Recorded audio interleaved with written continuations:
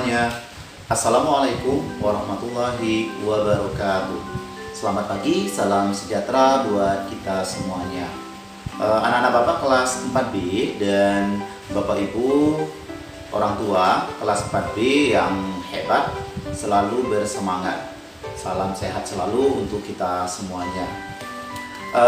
Baik anak-anak Bapak, hari ini adalah hari kedua kita melaksanakan pengenalan lingkungan sekolah. Jadi untuk materi pembelajaran belum ya nak? Nah, jadi kegiatan hari ini adalah Bapak akan mensosialisasikan kegiatan sekolah dan program sekolah selama 1 tahun ke depan kepada orang tua kalian semuanya. Baik, merujuk kepada Kemendikbud dan Bapak Menteri Pendidikan kita, Bapak Nadiem Makarim, itu ada namanya Sekolah Merdeka Belajar. Nah, Bapak Menteri Pendidikan kita menunjuk kepada sekolah-sekolah yang mampu menerapkan Sekolah Merdeka Belajar melalui sekolah penggerak. Nah, SD kita, SD Negeri 47 merupakan salah satu sekolah yang ada di Kota Jambi yang ditunjuk oleh Bapak Menteri Pendidikan kita, yang merupakan sekolah yang mampu menerapkan pendidikan Merdeka Belajar melalui sekolah penggerak. Nah, Bapak Ibu semuanya, untuk lebih jelasnya apa itu sekolah penggerak, mari kita simak video berikut ini.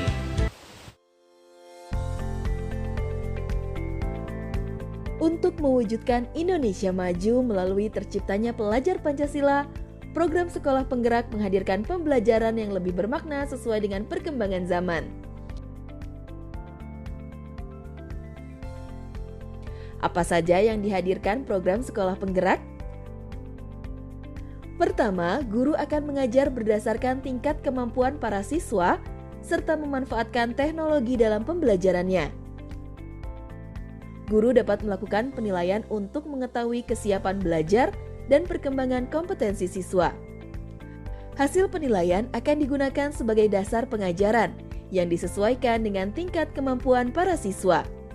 Kedua, pembelajaran yang dilakukan berpusat pada pengembangan karakter dan kompetensi yang holistik.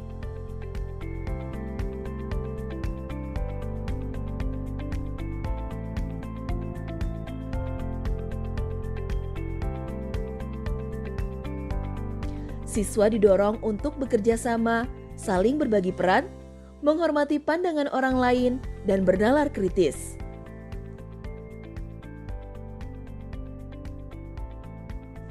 Ketiga, pembelajaran lintas mata pelajaran berbasis proyek yang dilakukan di dalam dan atau di luar kelas untuk menguatkan pencapaian profil pelajar Pancasila dan meningkatkan kemampuan siswa dalam memecahkan suatu masalah berdasarkan pengalaman nyata dan untuk membentuk generasi muda yang memiliki profil pelajar Pancasila yang utuh. Sekolah yang berpusat pada siswa akan mampu menciptakan sumber daya manusia yang unggul untuk Indonesia maju.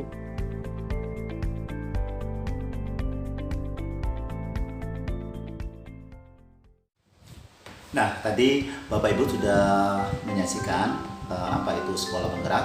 Nah, sekarang mari kita cari tahu lagi apa itu Merdeka Belajar.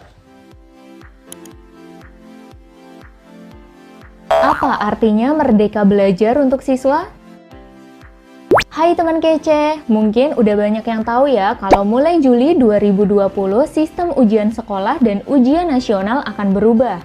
Ini merupakan bagian dari program Merdeka Belajar yang ditetapkan oleh Pak Menteri Nadiem Makarim. Nah, penting nih buat kamu ketahui apa saja dampak program ini buat kamu. Pertanyaan pertama kamu mungkin, apa sih program Merdeka Belajar? Dari namanya dapat ditebak nih tujuan programnya apa. Iya, bener, biar belajar kamu jadi merdeka atau bebas. Bebas dari apa?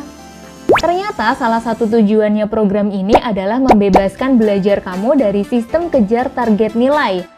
Supaya kamu enjoy belajar, bukan belajar supaya kamu lulus atau rankingnya tinggi.